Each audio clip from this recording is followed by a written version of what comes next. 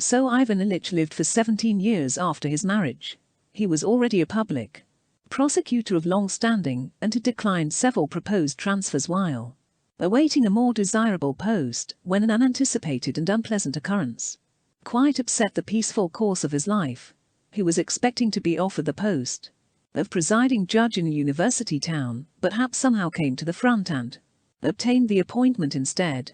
Ivan Ilyich became irritable, reproached Hap, and quarreled both him and with his immediate superiors, who became colder to him and again passed him over when other appointments were made. This was in 1880, the hardest year of Ivan Ilych's life. It was then that it became evident on the one hand that his salary was insufficient for them to live on, and on the other that he had been forgotten, and not only this, but that what was for him the greatest and most cruel injustice appeared to others a quite ordinary occurrence. Even his father did not consider it his duty to help him. Ivan Ilyich felt himself abandoned by everyone, and that they regarded his position with a salary of 3,500 rubles as quite normal and even fortunate. He alone knew that with the consciousness of the injustices done him, with his wife's incessant nagging, and with the debts he had contracted by living beyond his means, his position was far from normal. In order to save money that summer he obtained leave of absence and went with his wife to live in the country at her brother's place. In the country, without his work, he experienced *NNUI* for the first time in his life, and not only *NNUI* but intolerable depression, and he decided that it was impossible to go on living like that, and that it was necessary to take energetic measures. Having passed a sleepless night pacing up and down the veranda, he decided to go to Petersburg and bestir himself, in order to punish those who had failed to appreciate him and to get transferred to another ministry. Next day, despite many protests from his wife and her brother, he started for Petersburg with the sole object of obtaining a post with a salary of 5,000 rubles a year. He was no longer bent on any particular department, or tendency, or kind of activity. All he now wanted was an appointment to another post with a salary of 5,000 rubles, either in the administration, in the banks, with the railways and one of the Empress Maya's institutions, or even in the customs, but it had to carry with it a salary of 5,000 rubles and be in a ministry other than that in which they had failed to appreciate him. And this quest of Ivan Ilych's was crowned with remarkable and unexpected success. At Kursk, an acquaintance of his, Ivan Ilyich, got into the first-class carriage, sat down beside Ivan Ilyich, and told him of a telegram just received by the governor of Kursk announcing that a change was about to take place in the ministry. Peter Ivanovich was to be superseded by Ivan Simonovich. The proposed change, apart from its significance for Russia, had a special significance for Ivan Ilyich, because by bringing forward a new man, Peter Petrovich, and consequently his friend Zakar Ivanovich, it was highly favorable for Ivan Ilyich, since Zakar Ivanovich was a friend and colleague of his. In Moscow this news was confirmed, and on reaching Petersburg Ivan Ilyich found Zakar Ivanovich and received a definite promise of an appointment in his former Department of Justice. A week later he telegraphed to his wife, "Zakar in Miller's place. I shall receive appointment on presentation of report." Thanks to this change of personnel, Ivan Ilyich had unexpectedly obtained an appointment in his former ministry which placed him 2 states above his former colleagues, besides giving him 5,000 rubles salary and 3,500 rubles for expenses connected with his removal. All his ill humor towards his former enemies and the whole department vanished, and Ivan Ilyich was completely happy. He returned to the country more cheerful and contented than he had been for a long time. Praskovya Fedorovna also cheered up, and a truce was arranged between them. Ivan Ilyich told of how he had been feted by everybody in Petersburg, how all those who had been his enemies were put to shame and now fawned on him, how envious they were of his appointment, and how much everybody in Petersburg had liked him. Praskovya Fedorovna listened to all this and appeared to believe it. She did not contradict anything, but only made plans for their life in the town to which they were going. Ivan Ilyich saw with delight that his plans were his plans, that he and his wife agreed, and that, after a stumble, his life was regaining its due and natural character of pleasant light-heartedness and decorum. Ivan Ilyich had come back for a short time only, for he had to take up his new duties on the 10th of September. Moreover, he needed time to settle into the new place, to move all his belongings from the province, and to buy and order many additional things. In a word, to make such arrangements as he had resolved on, which were almost exactly what Praskovya Fedorovna too had decided on. Now that everything had happened so fortunately, and that he and his wife were at one in their aims and moreover saw so little of one another, they got on together better than they had done since the first years of marriage.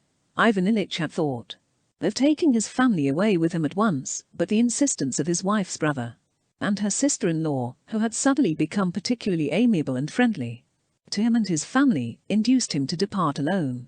So he departed, and the cheerful state of mind induced by his success and by the harmony between his wife and himself, the one intensifying the other, did not leave him. He found a delightful house, just the thing both he and his wife had dreamt of. Spacious, lofty reception rooms in the old style, a convenient and dignified study. Rooms for his wife and daughter, a study for his son, it might have been specially built for them.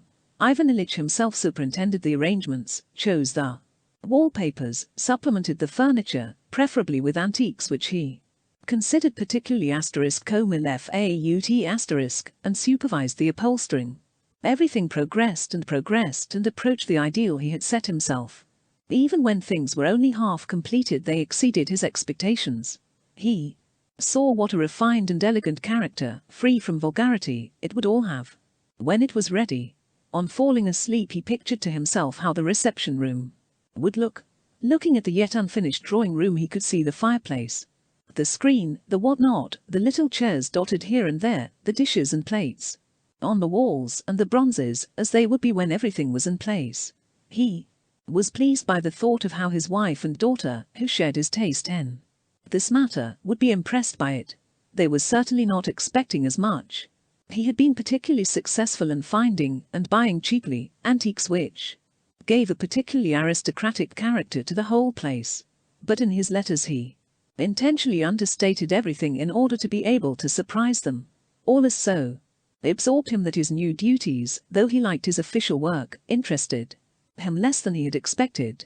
Sometimes he even had moments of absent-mindedness during the court sessions, and would consider whether he should have straight or curved cornices for his curtains.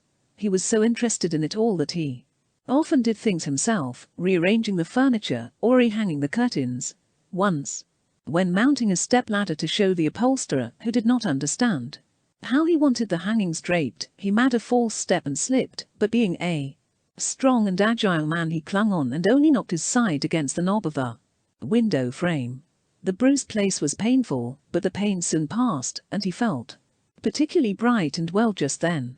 He wrote, "I feel 15 years younger." He thought he would have everything ready by September, but it dragged on till mid-October. But the result was charming not only in his eyes, but to everyone who saw it.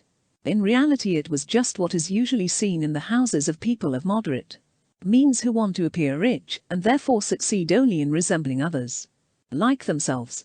There are damasks, dark wood, plants, rugs, and dull and polished bronzes, all the things people of a certain class have in order to resemble other people of that class. His house was so like the others that it would never have been noticed, but to him it all seemed to be quite exceptional.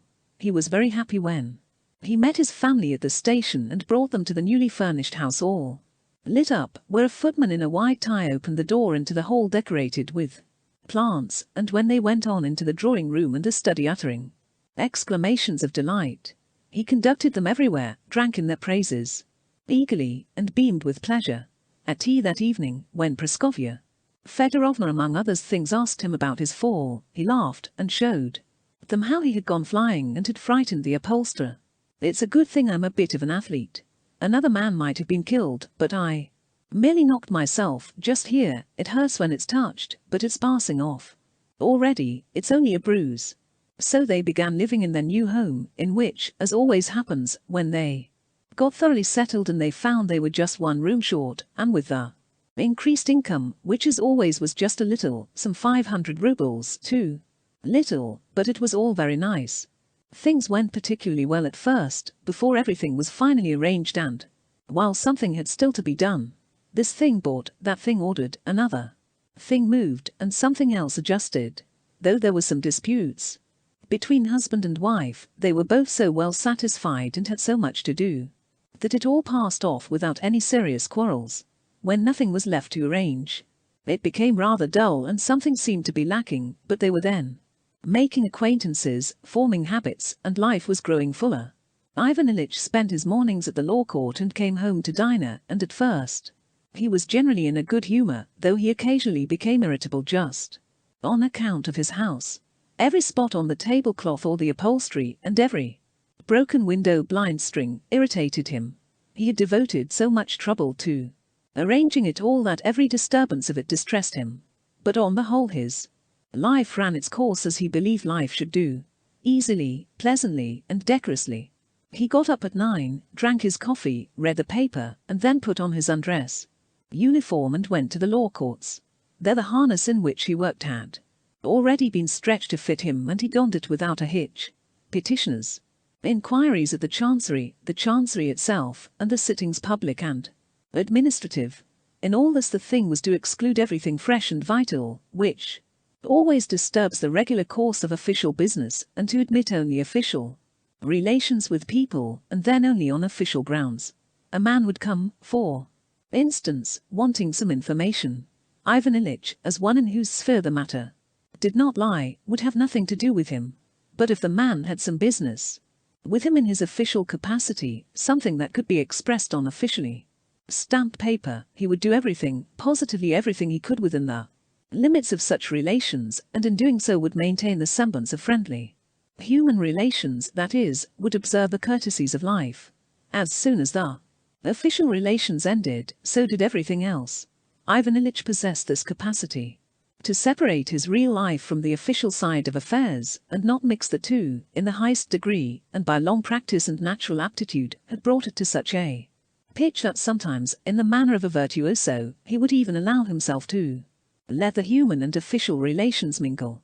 He let himself do this just because he felt that he could at any time he chose resume the strictly official attitude again and drop the human relation. And he did it all easily, pleasantly, correctly, and even artistically. In the intervals between the sessions he smoked, drank tea, chatted a little about politics, a little about general topics, a little about cards, but most of all about official appointments.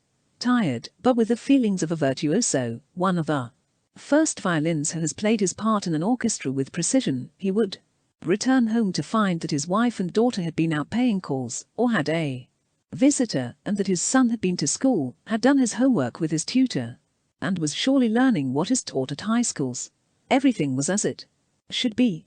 After dinner, if they had no visitors, Ivan Ilyich sometimes read a book that was being much discussed at the time, and in the evening settled down to work, that is, read official papers, compare the depositions of witnesses, and noted paragraphs of the code applying to them. This was neither dull nor amusing. It was dull when he might have been playing bridge, but if no bridge was available, it was at any rate better than doing nothing or sitting with his wife. Ivan Ilych's chief pleasure was giving little dinners to which he invited men and women of good social position, and just as his drawing-room resembled all other drawing-rooms, so did his enjoyable little parties resemble all other such parties. Once they even gave a dance. Ivan Ilyich enjoyed it and everything went off well, except that it led to a violent quarrel with his wife about the cakes and sweets. Praskovya Fedorovna had made her own plans, but Ivan Ilyich insisted on getting everything from an expensive confectioner and ordered too many cakes, and the quarrel occurred because some of those cakes were left over and the confectioner's bill came to 45 rubles. It was a great and disagreeable quarrel. Praskovya Fedorovna called him a fool and an imbecile, and he clutched at his head and made angry allusions to divorce. But the dance itself had been enjoyable. The best people were there, and Ivan Ilyich had danced with Princess Trufanova, a sister of the distinguished founder of the Society Bear My Burden. The pleasures connected with his work were pleasures of ambition, his social pleasures were those of vanity, but Ivan Ilych's greatest pleasure was playing bridge. He acknowledged that whatever disagreeable incident happened in his life, the pleasure that beamed like a ray of light above everything else was to sit down to bridge with good players, not noisy partners, and of course to four-handed bridge. With 5 players it was annoying to have to stand out, though one pretended not to mind, to play a clever and serious game when the cards allowed it, and then to have supper and drink a glass of wine after a game of bridge. Especially if he had won a little, to win a large sum was unpleasant. Ivan Ilyich went to bed in especially good humor. So they lived. They formed a circle of acquaintances among the best people and were visited by people of importance and by young folk. In their views as to their acquaintances, husband, wife and daughter were entirely agreed, and tacitly and unanimously kept at arm's length, and shook off the various shabby friends and relations who, with much show of affection, gushed into the drawing-room with its Japanese plates on the walls. Soon these shabby friends ceased to obtrude themselves, and only the best people remained in the Golovin's set. Young men made up to Lisa and Petrushchev, an examining magistrate, and Dmitri Ivanovich, Petrushchev's son and sole heir, began to be so attentive to her that Ivan Ilyich had already spoken to Praskovya Fedorovna about it, and considered whether they should not arrange a party for them, or get up some private theatricals. So they lived, and all went well, without change, and life flowed pleasantly.